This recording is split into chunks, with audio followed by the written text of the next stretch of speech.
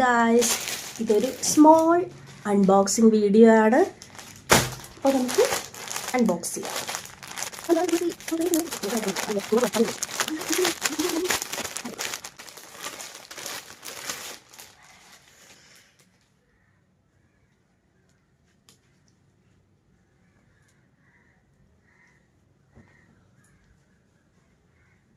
ഇതൊരു cotton കുർത്തയാണ്.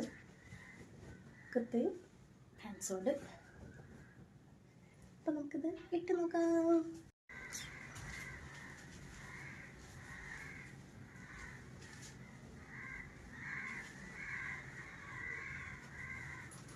Pocket